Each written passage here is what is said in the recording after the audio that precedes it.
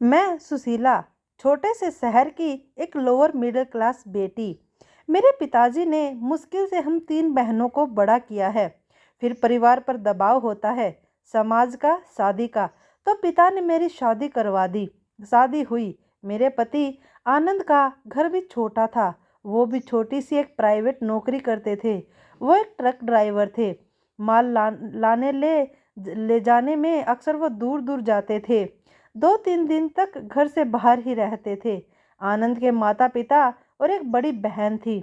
बड़ी बहन की शादी तो हो गई थी, लेकिन कुछ मन मुटाव के चलते वो अभी हमारे साथ ही रहती है। सही बात तो मुझे नहीं बताई गई, लेकिन मैंने ज़्यादा पूछा भी नहीं। मैं अक्सर घर में रहकर घर का काम करती थी।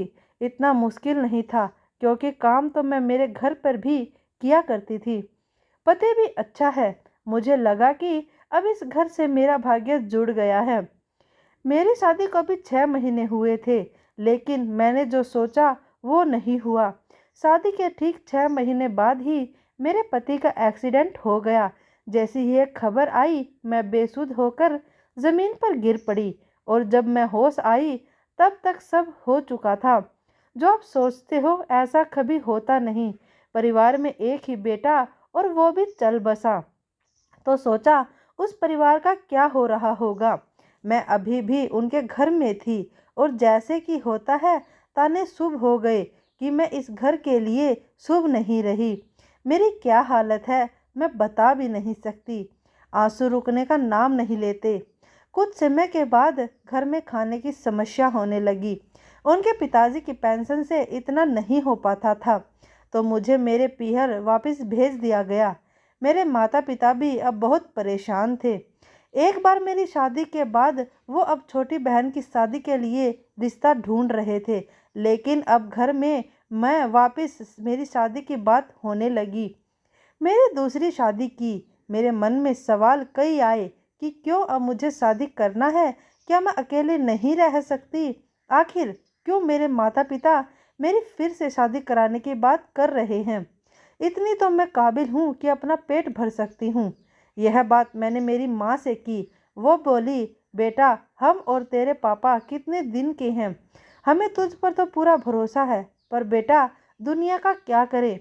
माँ की बात मैं पूरी समझी नहीं, लेकिन इतना तो पता है कि माँ पापा हमेशा अपने बच्चों का भला ही सोचते हैं। समाज में बात तो फैल ही गई थी, इसलिए कोई रिश्ता नहीं मिल रहा था।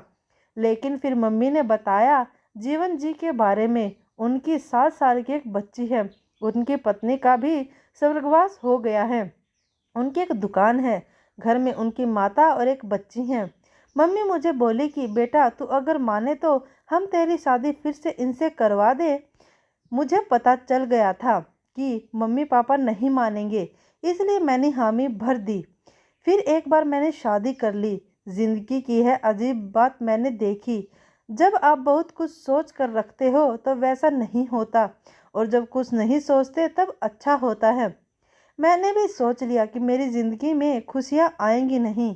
मैंने सोचा था कि मैं जहाँ जाऊँगी मुझे दुख मिलेगा। यह मान कर ही मैंने शादी की, लेकिन ऐसा नहीं हुआ। जीवन जी के घर में मुझे अजीब सी शांति लगी। बच्ची कीर्ति बड़ी प्यारी थी। जब से मैं आई तब से मुझसे चिपके रहती है। नई मम्मी बोल के। सास का थोड़ा ख्याल रखना पड़ता है, बीमार रहती है। जीवन जी ने तो अभी तक शायद मेरा चेहरा भी ठीक से नहीं देखा। मैं समझती हूँ हम दोनों का एक ही दर्द है, इसलिए मैंने भी उन्हें कुछ कहा नहीं। सिर्फ घर का काम और बच्ची, यह ही मेरी जिंदगी हो गई। समय में बड़ी ताकत होती है। समय सबसे बड़ा महरम होता है। धीरे धीरे सब कुछ ठीक करता रहता है। जाने वाले याद तो आते हैं, लेकिन समय फिर हमें भरता रहता है।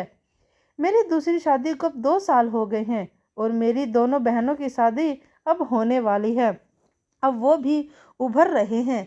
जिंदगी फिर पटरी पर आ रही है। हंसी चुपके से आ रही है।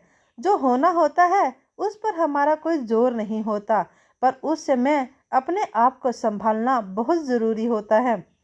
आप बस आगे बढ़िए। ज़िंदगी और भी मौके देती हैं खुश रहने के। अभी इस समय बुरा हो तो सब कुछ खत्म ऐसा ना सोचिए। पन्ना पलटिए और आगे देखते जाइए, कुछ अच्छा होगा।